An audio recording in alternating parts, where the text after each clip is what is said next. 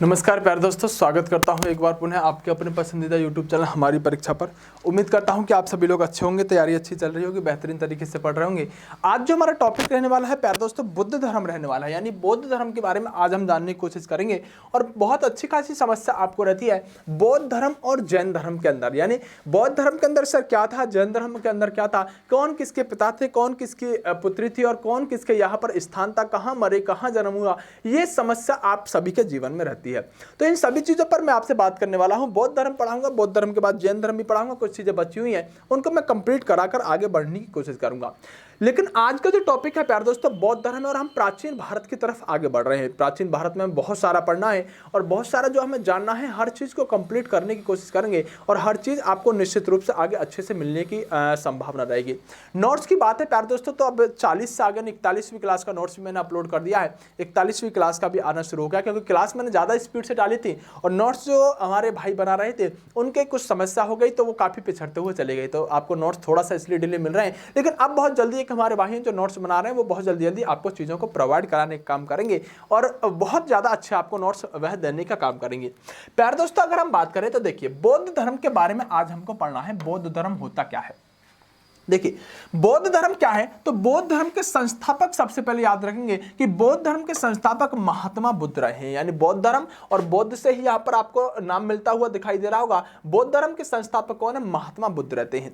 और अगर आप प्यारे दोस्तों बात करें तो इनके बचपन का जो नाम हुआ करता था, पहले इनके जीवन के बारे में हम बहुत कुछ जानने की कोशिश करेंगे। आखिरकार इनके जीवन से क्या क्या प्रश्न, और प्रश्न तो ज्यादातर जीवन से ही बनते हैं। जैसे देखिए, बचपन का नाम क्या हुआ करता था महात्मा बुद्ध का? तो बचपन का नाम जो महात्मा बुद्ध का है, एक मिनट प्यारे दोस्तों,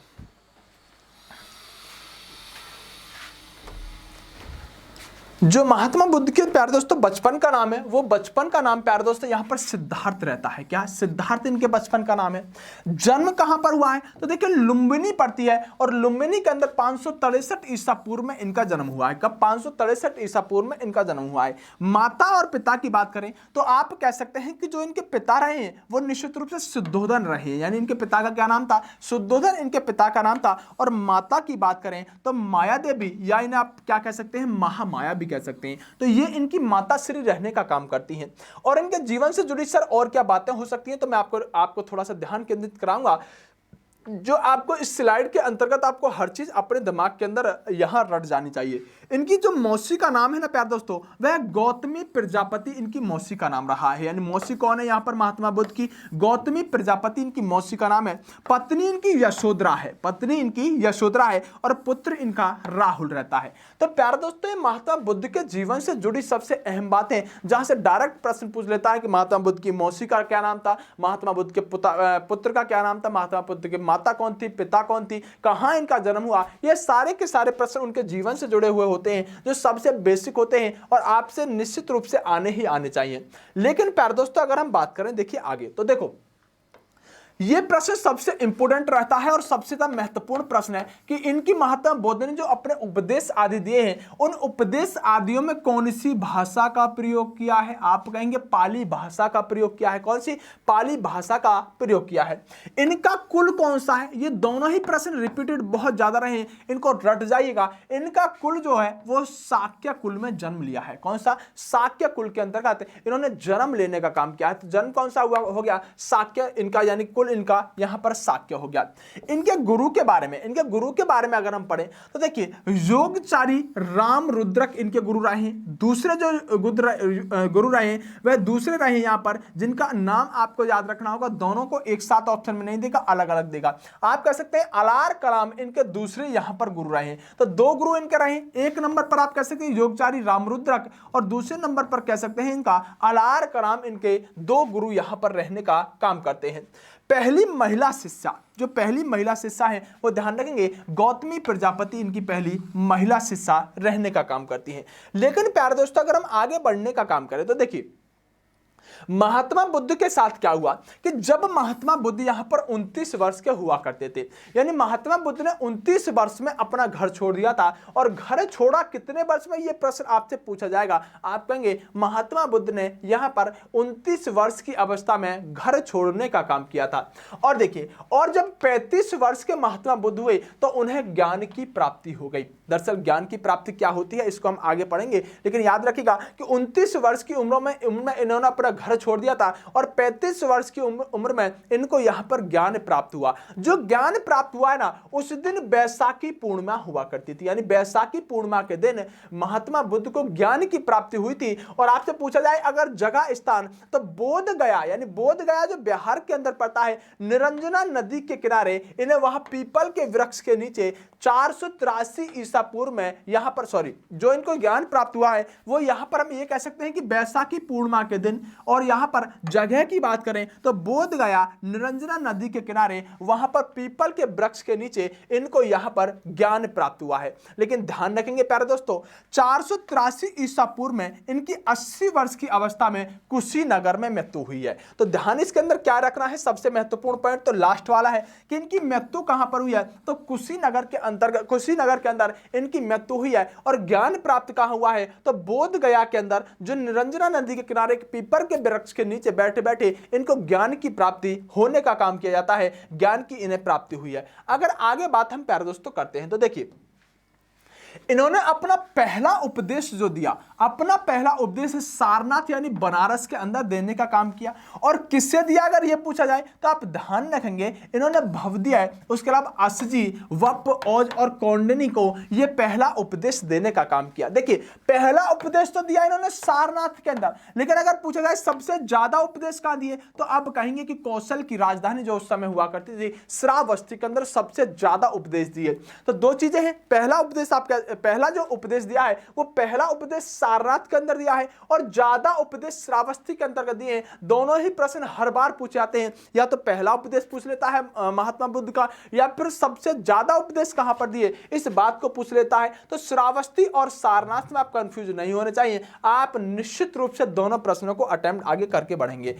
आगे बात करते हैं प्यारे दोस्तों, देखिए इनकी जो शिक्षाएं हुआ करती थी, वो इनकी शिक्षाएं जो थी, इनके 4 आर्य सत्य थे। और वे 4 आर्य सत्य क्या हुआ करते थे जो इनकी शिक्षा थी, देखिए पहला ये कहते थे कि दुख है, पहला क्या कहते थे, दुख है।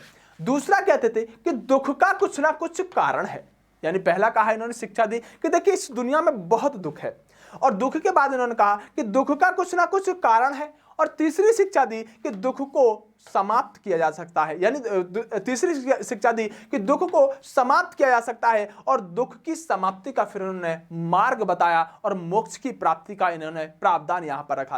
तो 4 शिक्षा इन्होंने कौन कौन सी दी है उस पर एक बार फिर से देखेंगे। इन्होंने कहा दुख है इस दुनिया में, पहली शिक्षा। दूसरा, दुख का कुछ ना कुछ कारण है, दुख का कारण भी है। तीसरी शिक्षा कि दुख को समाप्त किया जा सकता है, और दुख को समाप्त करने का मार्ग क्या होगा, इस बात को, इस शिक्षा को देने का काम किया। तो ये 4 शिक्षा जो महात्मा बुद्ध के द्वारा दी गई थी, ये 4 शिक्षा निम्नलिखित हुआ करती थी। बुद्ध के धर्म के साहित्य, बौद्ध धर्म के साहित्य अगर हम बात करें तो देखिए, अगर हम त्रिपिटक की बात करें तो त्रिपिटक के अंदर क्या क्या हुआ करता था, एक था विनय पिटक, एक था सुप्त पिटक, और एक था अभिधम पिटक। इन तीनों को मिलाकर क्या कहा जाता था, इन तीनों को मिलाकर त्रिपिटक कहा जाने का काम किया जाता था। तो आपसे पूछेगा कि निम्नलिखित में से कौन सा त्रिपिटक नहीं है, और यह 3 को ऑप्शन में डाल के एक कुछ और ऑप्शन में डाल रहा होगा, आप तीनों को याद रखेंगे, विनय पिटक, सुप्त पिटक और अभिधम पिटक। ये यहां पर 3 क्या है, तो बुद्ध धर्म के साहित्य के त्रिपिटक कहा जाने का काम किया जाता है। वैसे प्रश्न ये ऐसे पूछा जाता है कि त्रिपिटक किससे संबंधित है, मौर्य से, बौद्ध से, जैन से, या एक ऑप्शन कुछ और डाल देगा। तो आप कहेंगे त्रिपिटक किससे संबंधित है, तो आप कहेंगे बौद्ध धर्म से संबंधित रहने वाला है त्रिपिटक। ऐसे ही ये प्रश्न हमेशा पूछा जाता रहा है। आगे अगर हम प्यारे दोस्तों बात करें त्रिरत्नों के बारे में, तो ये ऐसे भी पूछा जाएगा त्रिरत्न किससे संबंधित है, बौद्ध धर्म से। इसमें क्या है, बुद्ध, धम्म और संघ, यानी त्रिरत्न के अंदर कौन कौन हुआ करते थे, बुद्ध हुआ करते थे, धम्म हुआ करते थे और संघ। ये तीनों मिलकर क्या बना देते, आप ये त्रिरत्न बनाने का काम करते थे। उसके आगे प्यारे दोस्तों ध्यान रखेंगे कि 483 ईसा पूर्व में महात्मा बुद्ध की मृत्यु कहां पर हुई है? कुशीनगर के अंदर हुई है। ये बात मैं आपको पहले भी बता चुका हूं। तो मृत्यु कहां हुई है इनकी? मृत्यु निश्चित रूप से हम कह सकते हैं कुशीनगर के अंतर्गत हुई है। लेकिन महत्वपूर्ण हो गई इनकी बौद्ध संगति। देखो, ये आपको हर हाल में याद रखनी होगी बौद्ध संगति। पहली बात ध्यान रखिएगा, 4 बौद्ध शक्ति हुई है, संगति हुई है। बौद्ध संगति क्या है? ये सभा हुआ करती थी, एक आयोजन हुआ करता था, और ये कहां और किसने कराई है और उस समय राजा कौन था, इस बात को पूछेगा। तो देखो, जो 3 बौद्ध संगति है उनके बारे में तो हमें विवरण मिल जाता है उनकी सन और डेट के बारे में। पहली कह सकते हैं 483, दूसरी 383 और तीसरी यहां पर हम कह सकते हैं 251। लेकिन ये वाली बौद्ध संगति जो है ना, इसके बारे में अलग अलग किताबों ने अलग अलग यहां पर बताने का काम किया है। तब हम ये कह सकते हैं कि इसके बारे में हम समय आपको नहीं बता सकते कि कौन से सन में हुई है। आएगा, पहली 483 में हुई, जो स्थान राजगिरी के अंदर हुआ। और देखिए, आपको ध्यान तो ये रखना होगा 2 बातें कि स्थान और वहां राजा कौन हुआ करता, यानी ये राजा किसने कराई और स्थान पर कहां हुई, ये 2 चीजें आपको याद रखनी होंगी। लेकिन हो सके तो इसके अध्यक्ष और याद रख लीजिएगा, हो सके तो पहले हुई राजगिरी के अंदर, महाकश्यप इसके अध्यक्ष हुए और अजात शत्रु ने इसे कराने का काम किया। दूसरी हुई यहां पर वैशाली के अंदर, आप कह सकते हैं सावक कमीर इसके अध्यक्ष हुए और कालाशोक ने इसे कराने का काम किया। तीसरी हम कह सकते हैं पाटलिपुत्र के अंदर हुई और इसे मुगली पुतस्य अध्यक्ष हुए और अशोक ने इसे कराने का काम किया। चौथी जो हुई वह कुंडलवन या कश्मीर के अंदर हुई, वसुमती या फिर हम उप अध्यक्ष जो हुआ करते थे, इनके बाद ये बन जाते हैं, तो अश्वघोष इसके उपाध्यक्ष हुए और कनिष्क ने इसे कराने का काम किया। दरअसल प्यारे दोस्तों, आपको याद क्या रखना है, ये सीधा पूछेगा कि ये बताइएगा तीसरी बौद्ध संगति किस राजा के समय में हुई। तो आप कहेंगे तीसरी कौन सी है, तो आप कहेंगे पाटलिपुत्र अशोक के समय में हुई। इसको याद करने का एक तरीका हुआ करता था, पता नहीं कैसे मेरे से तो लग जाता है वो अक। चलिए कोशिश करता हूं, रव पक, ये कुछ इसका एक तरीका होता है, इसको कोशिश करते हैं लगाने की। अच्छा, अक रव पक है, ठीक है, हाँ ऐसे ही लगता होगा। जैसे कि मानो अक जो है ये यहां पर सेट होता होगा, क्या यहां पर सेट होता होगा, ये यहां पर सेट होता होगा और ये यहां पर सेट होता होगा। अगर ऐसा हुआ तो आप कह सकते हैं अजात शत्रु ने जो बौद्ध संगति कराई, मैं इसको दूसरे कलर से इंडिकेट करूंगा, अजात शत्रु ने जो बौद्ध संगति कराई वो राजगिरी के अंदर हुई। बिल्कुल सही बात है, अजात शत्रु ने जो कराई वो राजगिरी के अंदर हुई। उसके बाद हम ये कह सकते हैं जो कालाशोक ने कराई थी वो कहां पर हुई थी। इसके अनुसार अगर हम चलें तो कालाशोक के द्वारा कराई गई जो थी वो निश्चित रूप से कहां पर हुई थी, तो दूसरे वाले के अंदर मिल जाना चाहिए, वैशाली। कालाशोक वैशाली, बिल्कुल बैठ गया। आगे बात कर लेते हैं, अगर ट्रिक बिल्कुल सही बैठ जाती है तो कोशिश कर रहा हूं, काफी टाइम हो गया इस ट्रिक को बैठाए हुए, भूल चुका हूं। उसके अलावा हम दूसरी वाली को बात करें तो दूसरी वाली कहां पर है, दूसरी वाली आप कह सकते हैं अशोक ने कराई और पाटलिपुत्र के अंतर्गत हुई, यानी तीसरी हम कह सकते हैं कि अशोक ने कराई और पाटलिपुत्र के अंदर हुई। जो चौथी और अंतिम है, अब तो मैं बैठा ही दूंगा इसे, अब तो कोई समस्या ही नहीं है। जो चौथी वाली है वो यहां पर कनिष्क ने कराई है और कहां पर कुंडल वन के अंतर्गत हुई है। बस इसको थोड़ा सा एडजस्ट करने की कोशिश कीजिएगा। ये 4-5 शब्द हैं, अक रव पक, अक रव पक, और इसको यहां से तोड़ दीजिएगा। पहला वाला उसके पहले से मिला दीजिएगा, इसका दूसरा उसके दूसरे से मिला दीजिएगा। एक तरफ हम बात करें ये राजा होंगे अजातशत्रु, कालाशोक, उसके अलावा अशोक और यहां पर कनिष्क। उधर क्या होंगे, स्थान होंगे, स्थान जैसे कि रै से बन जाएगा राजगृह, वैसे बन जाएगा वैशाली, पै से बन जाएगा पाटलिपुत्र और कैसे बन जाएगा कुंडलवन। तो इसको थोड़ा सा अपने दिमाग से इसको बीच में से तोड़ के अक रव पक से याद रखिएगा। मोस्ट इंपोर्टेंट होती है कि यहां पर ये याद करने के लिए कि कौन सी समिति, कौन सा यहां पर जो सभा है वो किसके समय में हुई है, राजा के बारे में, ये आपको अपने मस्तिष्क के अंदर सेट करनी होगी। चलिए आगे बढ़ते हैं प्यारे दोस्तों, ये याद हो जाएगा उम्मीद करता हूं। चलिए देखिए, पहली बौद्ध संगति में 2 किताबें लिखी गई जिनमें से क्या थी, विनय पिटक और सुप्त पिटक। यानी आपको ध्यान रखनी, जो पहली बौद्ध संगति हुई थी इसमें 2 किताबें लिखी गई थी, विनय पिटक और दूसरी कौन सी थी, सुप्त पिटक, यहां पर रहने का काम करता है। दूसरी बौद्ध संगति में बौद्ध धर्म जो था वो 2 भागों में बट गया। दूसरी बौद्ध संगति में जो यहाँ पर हम कह सकते हैं बौद्ध धर्म था, वो दो भागों में बट गया। एक था थेरावाद, या फिर इसे आप क्या कह सकते हैं, स्थारविद कह सकते हैं, और दूसरा इसे यहाँ पर कह सकते हैं महासदिक या सर्व स्थारीयवाद, इसे कहने का काम करते हैं। तो उससे आगे हम प्यारे दोस्तों अगर बात करें, उससे आगे हम प्यारे दोस्तों बात करें तो समझने की कोशिश कीजिएगा। आइएगा तीसरी बौद्ध संगति में क्या हुआ? तीसरी बौद्ध संगति में बौद्ध धर्म फिर से दो भागों में बढ़ता है, और जो तीसरी बौद्ध संगति में बौद्ध धर्म दो भागों में बढ़ता है, इसमें एक था हीनयान और एक था महायान। नागार्जुन संस्थापक हुआ करते थे और आंध्र प्रदेश के अंदर इसको लेकर चले गए थे। आप ये बताइएगा ये तीसरी बौद्ध संगति में हुआ था या चौथी बौद्ध संगति में हुआ था? मैं आपसे सिर्फ ये जानना चाहूंगा कि आपको कमेंट करना होगा, और अगली क्लास जब भी होगी पहले मैं इसी बात को बताऊंगा कि जो हीनयान और महायान में जो यहाँ पर बौद्ध धर्म बंटने का काम किया है वो तीसरी बौद्ध संगति में किया है या फिर यहाँ पर आपको चौथी बौद्ध संगति के अंतर्गत हुआ है। आप अपने दिमाग के अंदर जोड़ डालिएगा अगर आपको याद है। और जो कौन कौन से भाग हुए हैं, एक हीनयान हुआ है, एक महायान होने का काम किया है। इनके बारे में थोड़ा सा जान लेते हैं। देखिए अगर प्यारे दोस्तों हम यहाँ पर बौद्ध धर्म के प्रतीकों के बारे में बात करें तो देखिए सबसे महत्वपूर्ण होता है बौद्ध धर्म के अंदर प्रतीक। और प्रतीक किस तरह से, देखो एक इन्होंने क्या किया है कि एक कोई ना कोई हर चीज का प्रतीक बनाया है। जैसे कि हम कह सकते हैं घोड़ा, तो घोड़ा किसका प्रतीक है? ये कहते थे घोड़ा से हम इंडिकेट करने की कोशिश करेंगे कि गृह त्याग को दर्शाएंगे। चक्र किसका? प्रथम उपदेश, मतलब जहां पर हमने चक्र दिखा दिया उसका मतलब है यहां पर प्रथम उपदेश दिया गया। उसके अलावा स्तूप क्या है? तो स्तूप मृत्यु का यहां पर प्रतीक रहेगा। पीपल क्या है? तो यह ज्ञान का प्रतीक रहेगा। तो ये दरअसल आपसे इस तरह से प्रश्न पूछे जाते हैं कि ये बताइएगा कौन सा प्रतीक यहां पर किसका प्रतीक रहता है? घोड़ा किसका रहता है? चक्र किसका रहता है? उसके अलावा आप कह सकते हैं स्तूप किसका रहता है? पीपल किसका रहता है? ये आपसे ऐसे आपको यहां पर पूछ लिए जाते हैं। लेकिन ध्यान रखने वाली बात यह होगी कि जैसे इन्होंने कहा कि महाभिनिष्क्रमण, आप इन्होंने कहा जैसे महाभिनिष्क्रमण, इससे कहा जाएगा उन्होंने अपना घर छोड़ दिया। जैसे कि आपसे प्रश्न सीधा पूछेगा कि महाभिनिष्क्रमण किसे कहा जाता है? कि गृह त्याग को जब घर छोड़ते हैं तब उसको महाभिनिष्क्रमण कहा जाने का काम किया जाता है। पहला उपदेश क्या कहलाया? जब इन्होंने पहला उपदेश दिया तो उसे यहां पर महाधर्म चक्र परिवर्तन कहा गया। जब बौद्ध का पहला उपदेश जो था उसे क्या कहा गया? महाधर्म चक्र परिवर्तन कहा गया।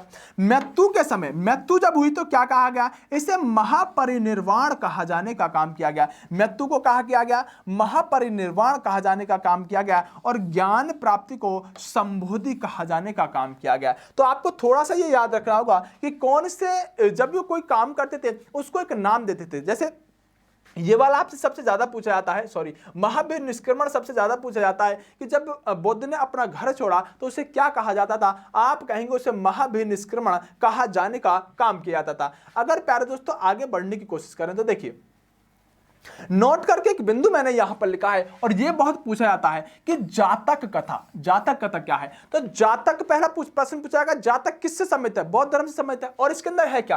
तो जातक किताब के अंदर पुनर्जन्म या पुनर्जन्म के बारे में यहां पर कहानियां देखने के लिए मिलती हैं। तो पूरे पिछले जन्म या पुनः जन्म के बारे में कौन सी किताब बताती है? तो जातक कथा या जातक किताब इसके बारे में बताने का काम करती है। तो देखिए महात्मा बुद्ध ने अपना अंतिम उपदेश किसे दिया? तो आप कहेंगे सुबुद्ध को देने का काम किया। अंतिम उपदेश किस व्यक्ति को दिया है? सुबुद्ध को दिया है। महात्मा बुद्ध के जो जाने गए हैं किस नाम से जाने गए हैं? तो देखिए कनक मुनि या फिर कोणमन या फिर आप कह सकते हैं वोडो के नाम से जाना गया है। और महात्मा बुद्ध को एशिया का ज्योतिपुंज कहा जाता है। किसे? लाइट ऑफ एशिया कहा जाता है। किसे? महात्मा बुद्ध को लाइट ऑफ एशिया कहा जाता है। यह प्रश्न बहुत जल्दी अभी करंट में ही पूछा गया है कि इनके घोड़े का क्या नाम था? इनके घोड़े का नाम कत्थक हुआ करता था। क्या? इनके घोड़े का नाम कत्थक हुआ करता था। यह प्रश्न अभी पूछा गया है। दरअसल करंट से रिलेट करके पूछा गया था, लेकिन आप इसे जरूर याद रखेंगे, शायद किताबों में मुश्किल से मिलता है। कत्थक क्या हुआ करता था? इनके घोड़े का नाम हुआ करता था। ये अंतिम आपके लिए स्लाइड थी। प्यारे दोस्तों जो महात्मा बुद्ध के बारे में मैंने आपको बताने की कोशिश की है, आप बिल्कुल किसी किताब से अगर पढ़ते हैं ना तो इतना ही पढ़िएगा जितना मैंने आपको बताने की कोशिश की है, और जितना मैंने आपको डाटा देने की कोशिश की, अगर आपने इतना भी अपने पास में कर लिया तो आपके जीवन में दुख आने वाला नहीं है। यानी आपके जीवन में कोई भी दुख नहीं आएगा अगर आप इतना इसे कवर कर लेते हैं। चलिए प्यारे दोस्तों बेस्ट ऑफ लक, मिलते हैं अगली वीडियो में। नमस्कार, जय हिंद।